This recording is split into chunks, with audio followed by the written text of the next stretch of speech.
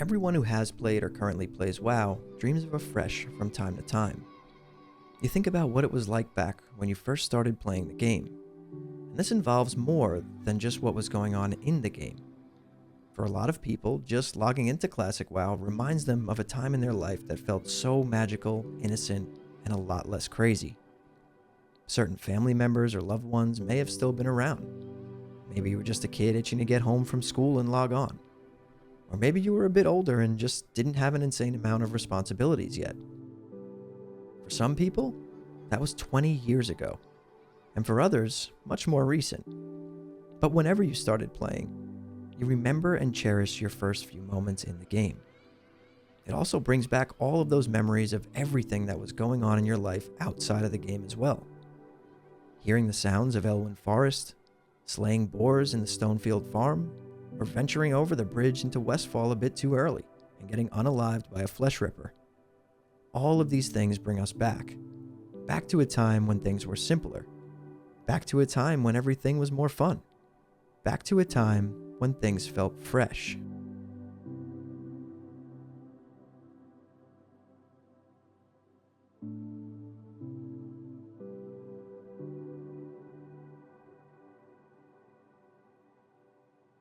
Now let me start by saying this. Nostalgia is a powerful thing. In 2004, WoW was an absolutely massive experience. We weren't just playing a game. We were diving into a new universe. A universe that was just begging to be explored. The possibilities felt endless, and essentially they were. But just so you all know, nostalgia isn't a time machine. It's just a lens through which we see everything brighter and better. Replaying Classic helps to remind us of that past, but sadly, a lot of us are just not the same players anymore. We don't live in the same house or talk to the same friends. Things are just different now. Our expectations have drastically evolved, and so have the games we play. Back then, gaming culture was just a lot smaller and way less interconnected. Information was shared at a much slower pace, and if you didn't know where Mancrick's wife was, well, you just didn't know.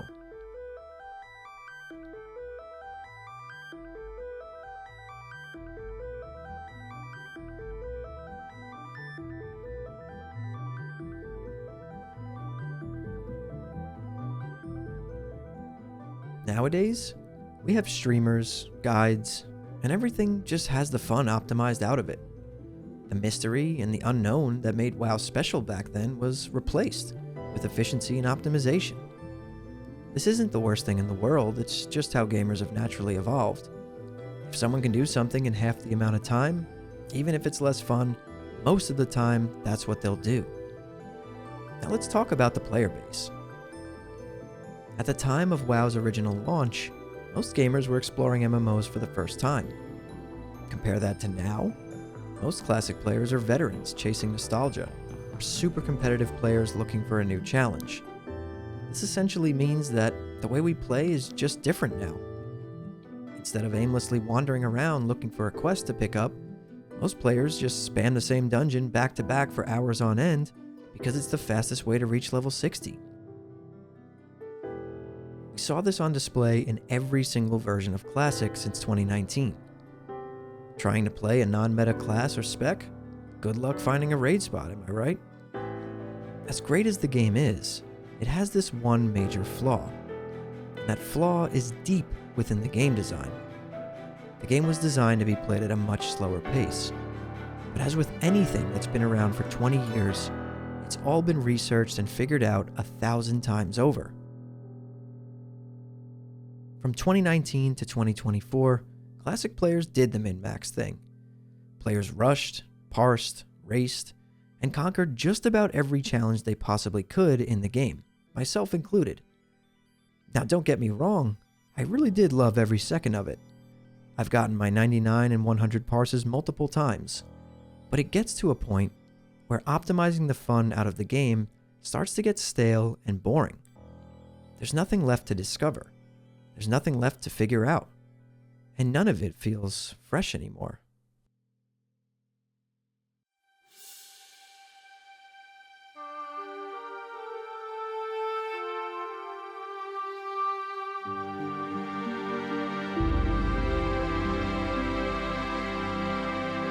For some reason, I feel like the day will come that this mentality changes a bit. And I feel like that day may be sooner than we think. I'm starting to see a shift in a large portion of the community. A lot of players are talking about how the next Fresh launch might be different. People want to just play a little bit slower. They don't care as much about meta chasing, rushing to 60, and speed clearing raids. Some players just want to take their time and enjoy the journey to level cap with everything it has to offer. And others are just waiting for the Burning Crusade relaunch and are just going to be playing casually until then.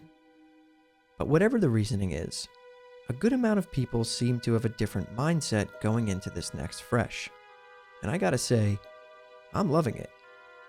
We already beat the game 100 times over. Everyone needs to stop and smell the roses this time. Play your non-meta Ret Paladins, Shadow Priests, Boomkins, and Enhanced Shamans. I have a feeling this time around there will be a lot more casual-friendly guilds that aren't trying to chase metas and exclude suboptimal specs. Sure, there will still be some sweaty gatekeepy guilds out there, but you don't have to join them. In my opinion, you as the player control your destiny in this game. And if your goal is to have fun, go on a nostalgia trip, and get lost in the world, do that. I think the more players that choose to play like that, the better. I fully encourage it. There's nothing left to prove in Classic. It's all been done a million times over, and I think it's time everyone comes home and grounds themselves a little bit. There will always be sweaty players out there chasing the next speedrun record for Blackwing Lair, but that doesn't mean that you're forced to play the same way if you don't enjoy it. Join a more casual-friendly guild, and if it doesn't exist, maybe you should start one. Bring new or unskilled players through raids for the first time and help them experience that magic that you felt all those years ago. Now is the time for Classic players to cool off, and maybe try to appreciate the little things. Who knows? Maybe you'll find something you never knew existed somewhere out in the world.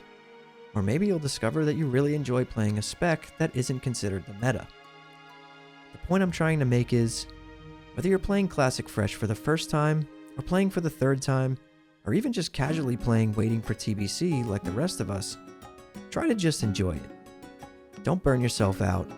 Don't play something you don't want to play just to have a raid spot. Pick your favorite class, enter the world, and enjoy your journey. And let your Fresh begin now.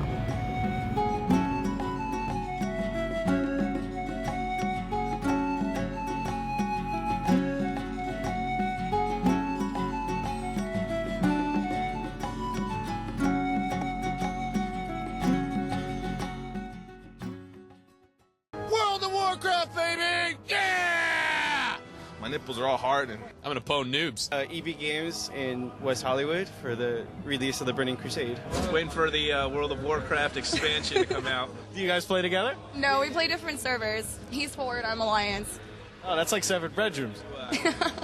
Wait until she levels up so I can kill her. An obsession? Sure, but the question is, does the international addiction to an internet game represent a danger? Maybe, but there is also no indication that anything can slow the explosive growth of the intoxicating game called World of Warcraft.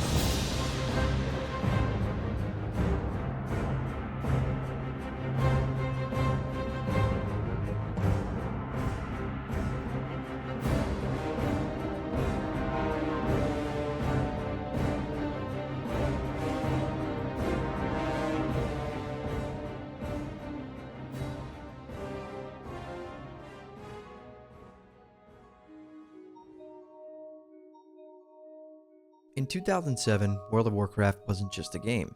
It was a revolution in online gaming.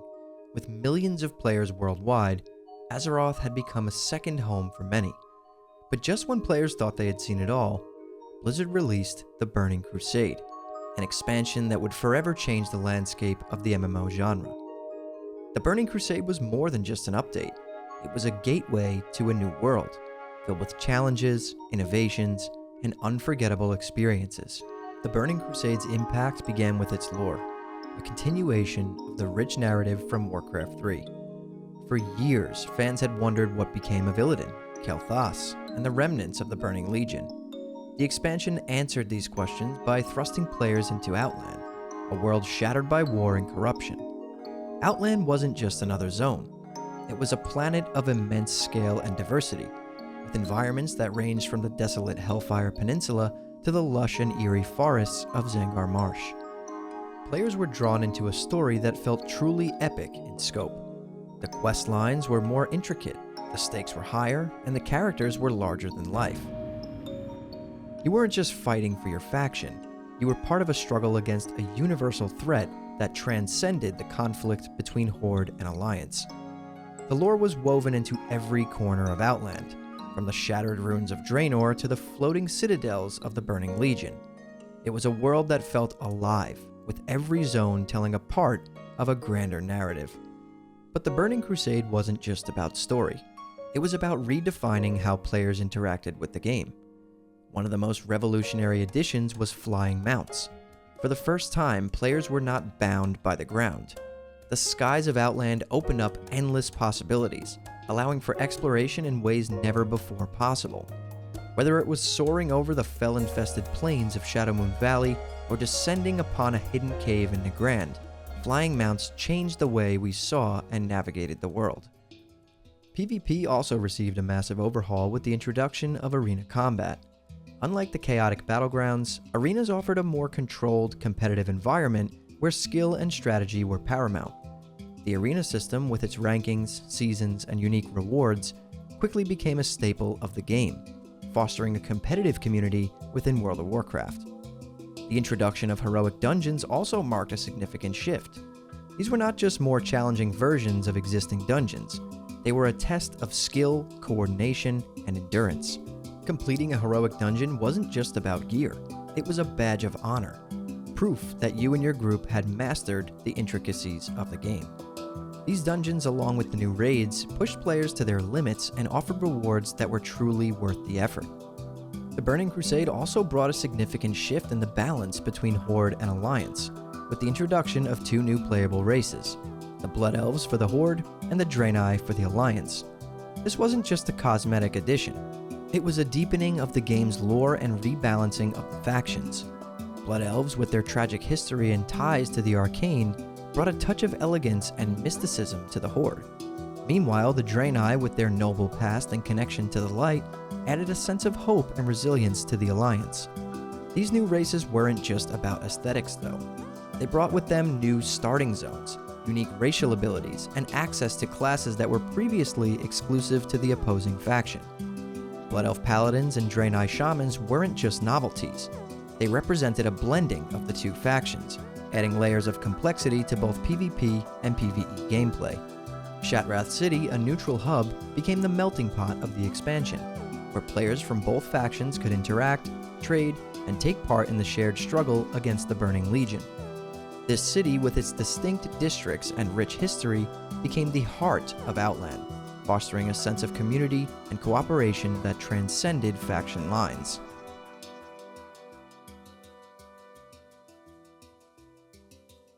For the game, and you've got to brace yourself for this. There's a new version that's about to erupt on the scene. When it comes out, man, I'm just gonna non-stop. Easy there, big guy. I'm sorry for my girlfriend, because, I'm just gonna keep playing. Understandable, because gamers climb into a cartoon world of monstrous villains and shapely elfin creatures. This particular online game actually has almost 8 million people playing it right now. 8 million people?